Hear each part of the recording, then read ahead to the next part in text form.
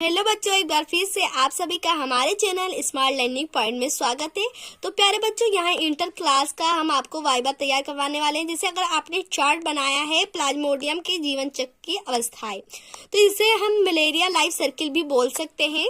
तो किस प्रकार से ये होता है, आइए यहाँ हम आपको समझाते हैं बहुत ही डिटेल से, तो यहाँ समझिएगा। देखिए, सबसे पहले आपको ये पता होना चाहिए प्यारे बच्चों कि जब मादा एनाफ्लीज मच्छर जब किसी मनुष्य को काटती है तो उसके जो सुंभा होता है, तो उसके द्वारा जो हमारा स्पोरोजाइट होता है वो इसके अंदर क्या कर देती है, इंजेक्ट कर देती है। इंजेक्ट करने के बाद जो हमारा स्पोरोजाइट होता है वो परजीवी जीवाणु रक्त द्वारा व्यक्ति के यकृत में चले जाते हैं। जो स्पोरोजाइट होते हैं वो क्या यकृत पे चले जाते हैं। अब एग्जामिनर आपसे ऐसे भी पूछ सकता है कि वो हमारा यकृत पर ही क्यों जाता है, तो आप बता सकते हैं कि यह यकृत पे SBC के सुरक्षा के लिए जाता है तथा यहाँ उसको अच्छे से पोषण प्राप्त होता है, जो ग्लाइकोजन इसका पोषण होता है। अब देखिए यहाँ प्यारे बच्चों, यहाँ सेकंड पर आइए। परजीवी यकृत कोशिकाओं में अलैंगिक रूप से जनन करता है, कोशिका को फोड़ देता है और रक्त में मोचित छोड़कर मतलब मोचित कर देता है। यहाँ देख सकते हैं, मतलब जो मोचित होता है वो छोड़ देता है उसमें, या ये कह सकते हैं कि मोचित कर देता है। अब देखिए, जो हमारे इसके अंदर जो हमारा जब स्पोरोजाइट जाता है तो वहाँ उसके बाद में अलैंगिक जनन इसके अंदर होता है। बट ये जब लैंगिक जनन करता है ये हमारा मादा एनाफ्लीज के अंदर जाता है। बट ये सबसे पहले यहाँ सिर्फ अलैंगिक जनन करने के लिए आता है। तो यहाँ जब इसका अलैंगिक जनन होता है तो यहाँ सबसे पहले यहाँ देखिएगा, परजीवी लाल रुधिर कोशिकाओं में अलैंगिक रूप से जनन करता है, उन्हें फोड़ देता है और उस प्रकार ज्वर तथा अन्य लक्षणों का चक्र शुरू कर देता है। मोचित परजीवी नई रक्त कोशिकाओं को संक्रमित कर देते हैं।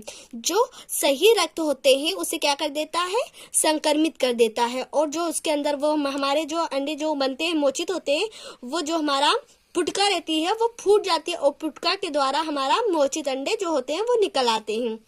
अब यहाँ आइए प्यारे बच्चों, यहाँ देख सकते हैं कि जो लैंगिक अवस्थाएं युग्मक जनक लाल रुधिर कोशिकाओं में परिवर्धन होता है। अब ये यहाँ जाएंगे।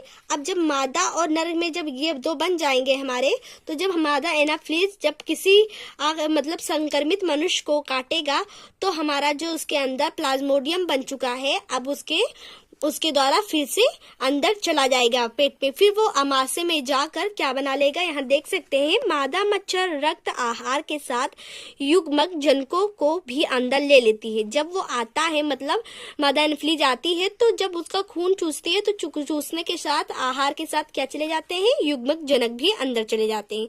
फिर जो लैंगिक का जो हमारा स्टेप बचा है वो जाकर मादा एनाफ्लीज के अंदर पूरा होता है। अब यहाँ आइएगा, निषेचन और परिवर्धन मच्छर के अमाशय होता। हमने आपको बताया जो निषेचन होता है और परिवर्धन होता है वो आपका कहाँ जाएगा, इसके अमाशय में जाएगा। अब यहाँ से देख सकते हैं जीवाणु, यहाँ देखिए जीवाणुज लार या लाला ग्रंथि भी कह सकते हैं।